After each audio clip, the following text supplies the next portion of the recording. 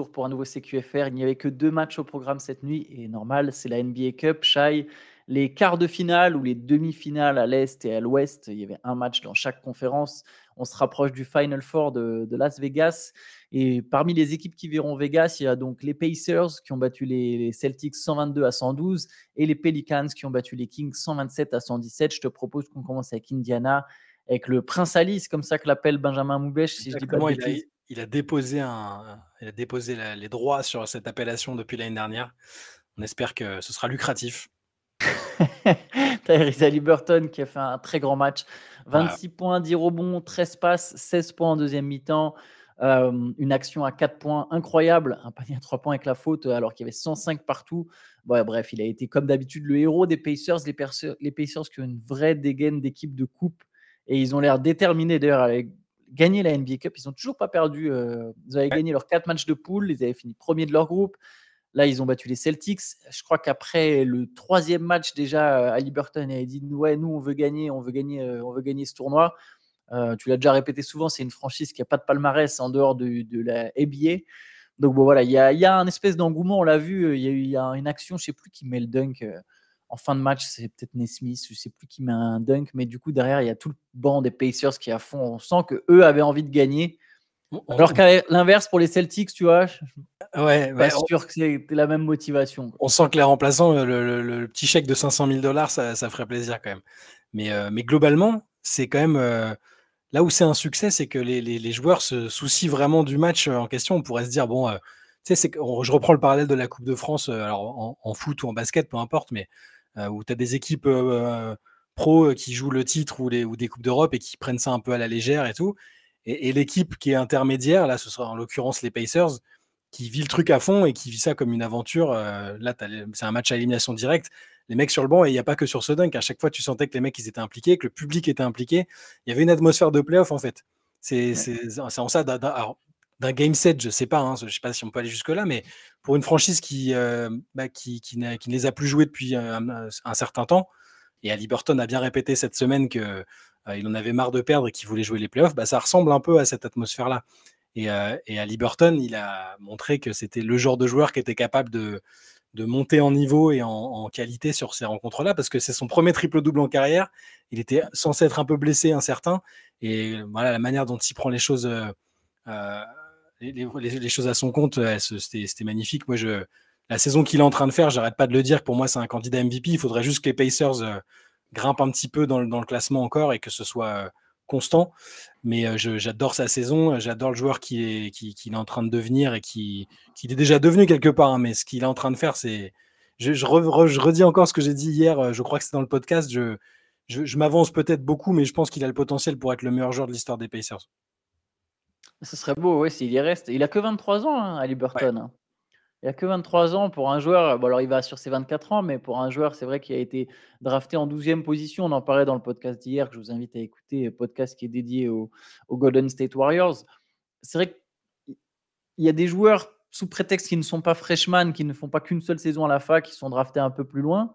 Alors, au final, il est encore jeune, Haliburton, il continue de progresser. On est sans doute pas.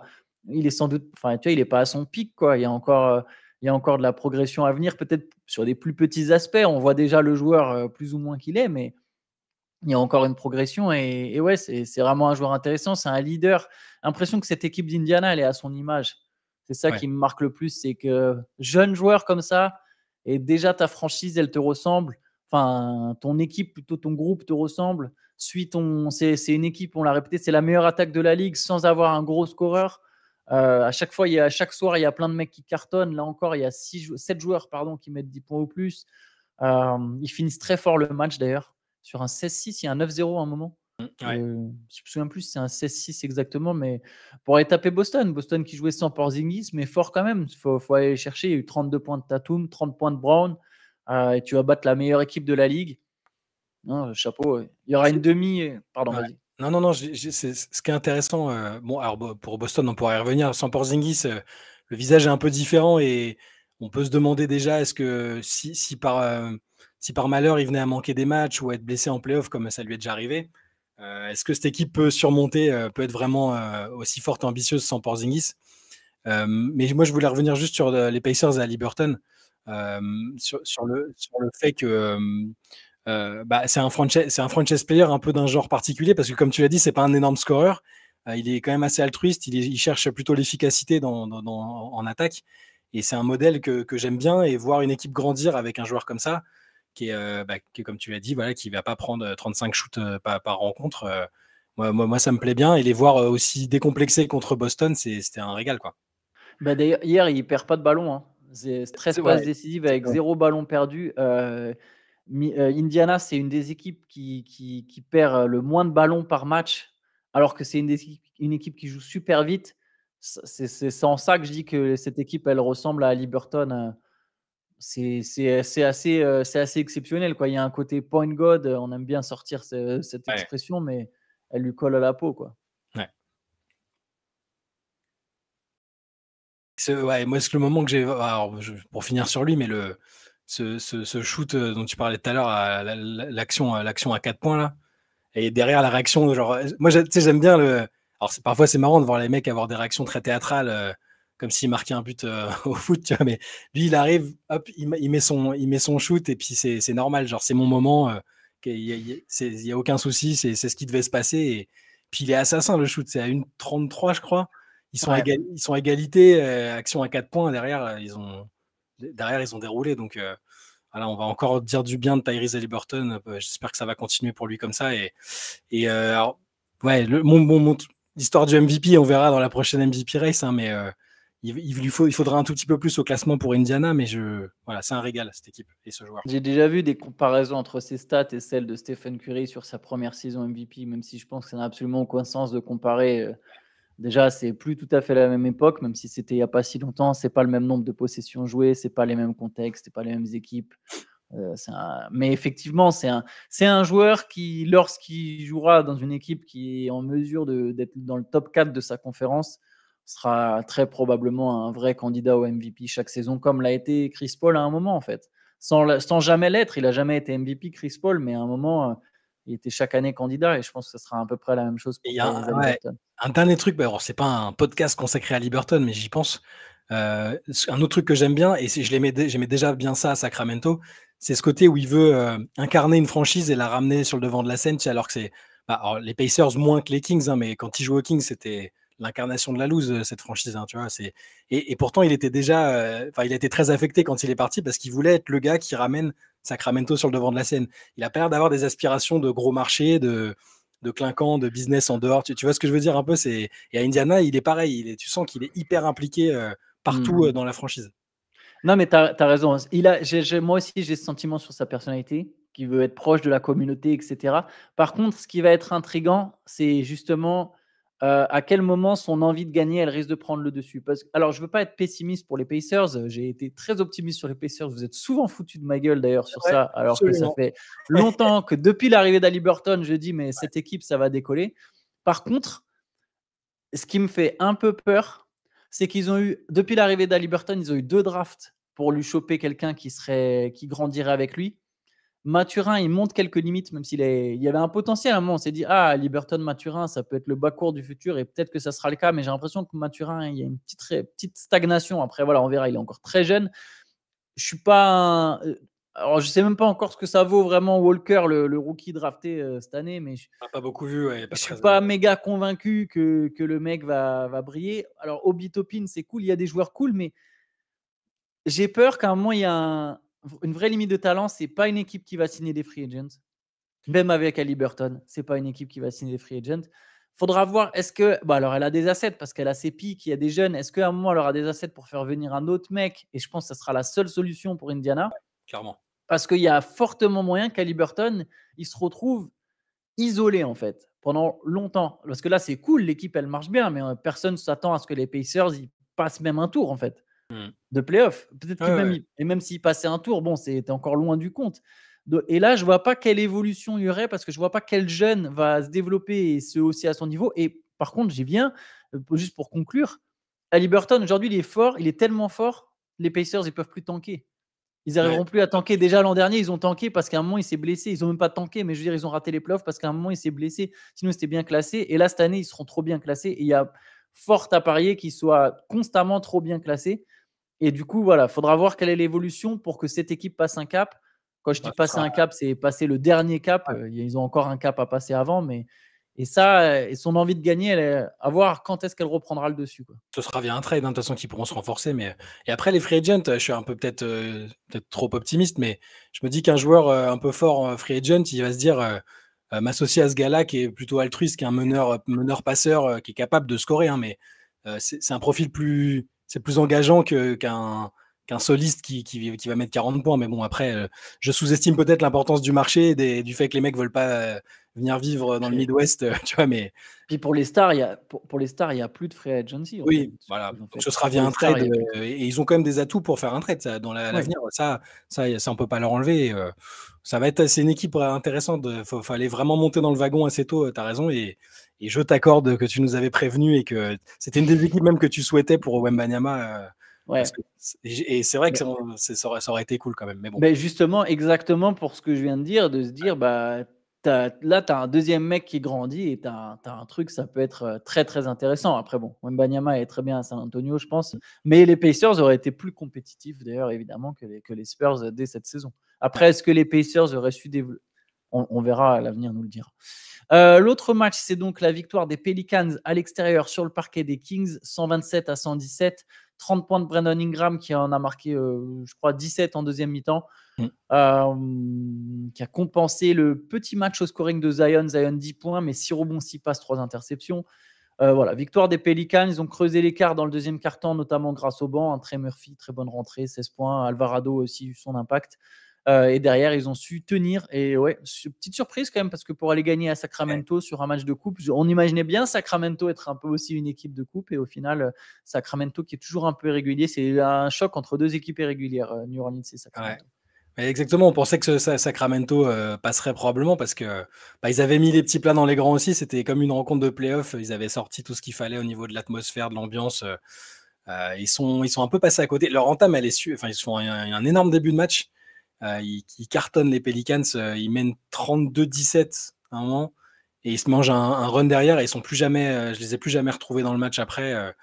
Ça a été compliqué et les Pelicans, à contrario, même sans un Zion, très, très, enfin, il a été discret, hein, on est obligé de dire ça. Je n'irai pas jusqu'à analyser le truc comme Charles Barkley et Kenny Smith. Je ne sais pas si tu as vu après Oui, là. j'ai vu ça. Ouais. Ouais, On peut citer, tu peux citer ce qu'a dit Barkley. Ouais. alors je crois que c'était à la mi-temps, hein, où c'était une pause en plateau et en gros, les deux ont dit non, mais il est hors de forme, donc sous-entendu en surpoids, il court pas, il joue tout sur le talent et ça peut pas le faire, quoi. Alors, à la décharge de Zion, c'est le premier match que Barclay regardait en entier des Pelicans cette saison. Zion a été bon la plupart du temps. Après, Oui. ça, c'est pas incompatible avec le fait d'être hors de forme et de jouer au talent, tu vois. Donc, je sais pas, ça me paraissait un peu fort, mais toujours est-il que c'est pas Zion effectivement qui a été l'élément moteur de l'équipe. Brandon Ingram, quand il est à ce niveau-là, c'est un régal aussi. C'est vraiment un super joueur. Ça fait plaisir de le voir à ce niveau-là après l'espèce de catastrophe qui a été pour lui la Coupe du Monde où il était pas dedans, où il jouait pas ou peu. On se demandait un peu ce qu'il faisait là. Et les autres aussi ont assuré. Un Herb Jones qui, en plus d'être un défenseur monstrueux, est capable de te mettre 23 points comme cette nuit. Ouais. Euh, Valenciunas, outre son embrouille avec Trey Lyles, qui a essayé de lui mettre une patate par derrière, c'est un peu audacieux. Valenciunas, c'est pas le mec avec lequel j'irais m'embrouiller, je pense, directement, ou auquel j'essaierais de mettre une droite par derrière.